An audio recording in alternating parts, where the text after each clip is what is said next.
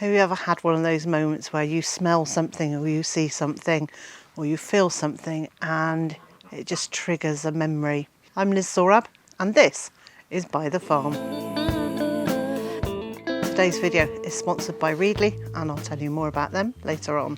My love and my interest in gardening started when I was a small child with my father showing me how you could make snapdragons open by squeezing the sides of the flowers, and also how I could pop the flowers of fuchsias and the little dangly bits would come out. I know I wasn't supposed to do that, but I used to sneak around the garden when Dad wasn't looking and walk around popping flowers. And then later on, when my own children were young, my parents had 2 red setter dogs. Now, I'm not a huge fan of dogs, but they had Sam and Cassie, and my dad would spend hours walking them. And he'd invite us to go on walks with them, and inevitably I wouldn't have appropriate footwear.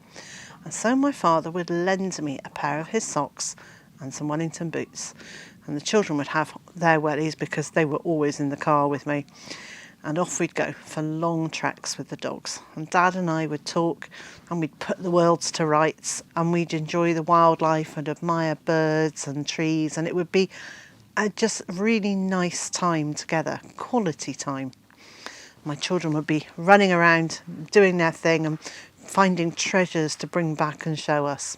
When my father died in 2006, I had a bit of a gardening crisis and I pretty much stopped gardening until about 4 or 5 years, and it did take me quite a long time to go back out into the garden because I associated so much of what I did in the garden with Dad, and it was just very painful. And then I realised that actually the best way to honour my father and to express my sorrow that he'd gone and my love and appreciation of his life was to actually get back out there and start gardening again. And that's just what I did. But anyway, after he had died, I was helping Mum sort out Dad's stuff and take it to charity shops and thrift stores, and the bits and pieces that really needed to went off to a recycling centre.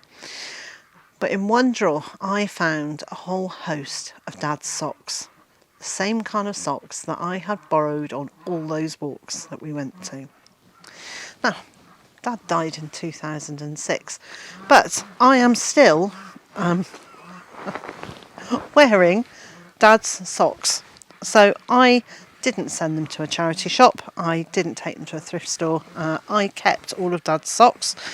And I wear them. I have got quite a lot of pairs of them. And also in that drawer, I found a pair of unworn, brand new, wrapper is still on them, price label is still on them.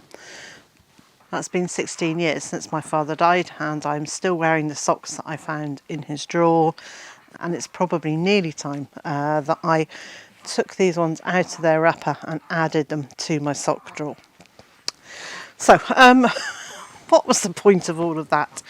Well, it's to try and explain that I'm quite sentimental and there are things that I hold really dear. And there are things that evoke really nice memories. And one of the things I want to do in the garden here is to create a space that is evocative of memories, that there are smells and sights and a feel about the garden that reminds me of my family, of Mr. J, of my friends, and of the love that I feel. And I want to create something that my children are going to be able to enjoy, and that when my time comes they can say, do you remember Mum did this and Mum did that? And this is where Mum always wore those awful old socks. And then together in the garden, we can build some memories for them to take forward. But let's just hope that they don't take my tatty old socks. And the garden space that I'm going to create is the cut flower garden. So there are raised beds that I'm already filling with flowers that will be for cutting. And at the moment, there's quite a lot of perennials in there that will get moved elsewhere. But at least I'm creating the beds and getting something into the ground.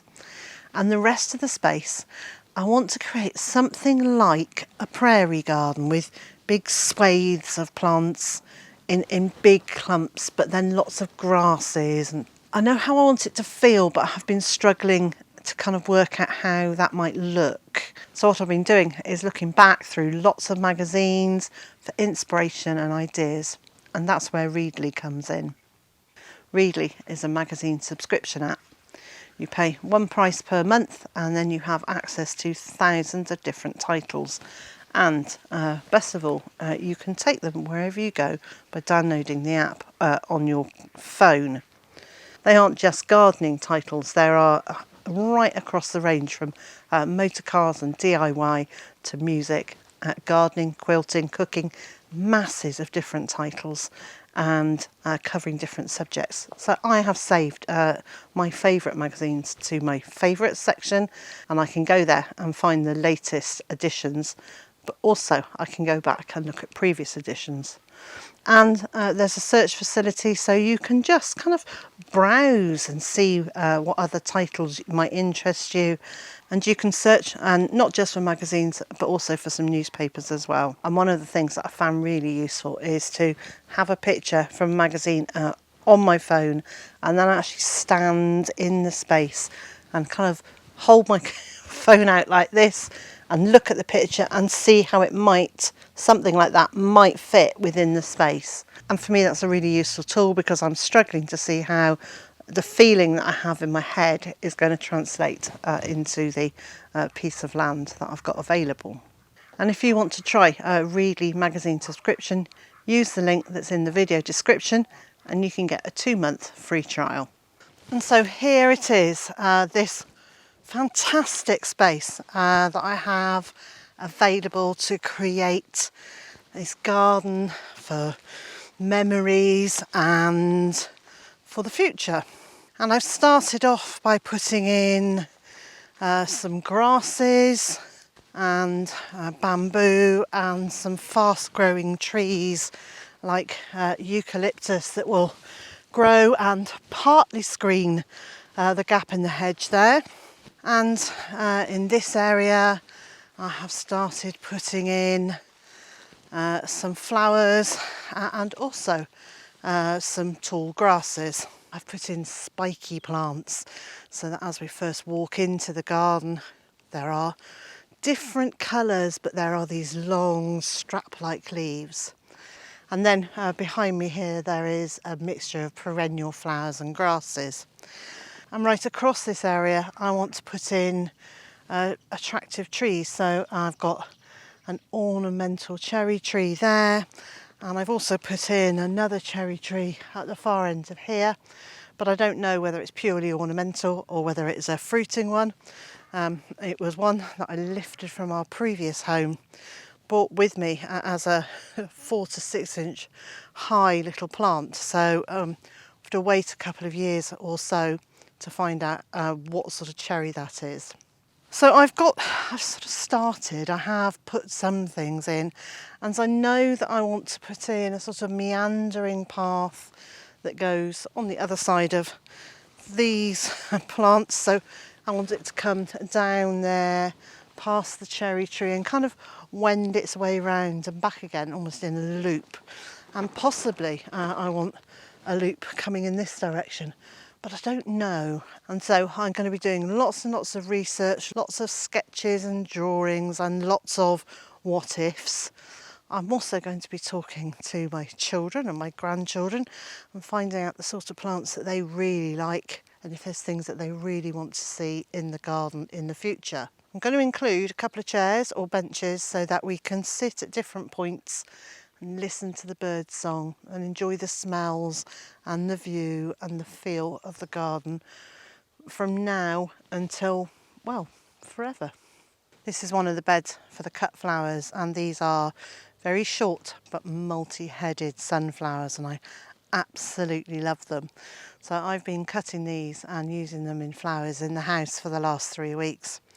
Later this week I'm going to cut a really big bunch of them to go on our kitchen table, and what it's done, it's allowed me to see how easy they are to grow, because I haven't grown these short sunflowers before. It's allowed me to actually have some roots growing in this ground to start building the soil life and it's allowed me to see what sort of wildlife we have here. And I have to say, it's mostly slugs, really big slugs. So I think I'm going to be building a compost heap not too far away and encourage them all into that rather than to be eating my sunflowers. And so, wherever you are in the world and whatever you've got planned for today, I hope it's a good one. And I also hope you'll join me again next time. And if you want to find out more about Readly, check the link in the video description.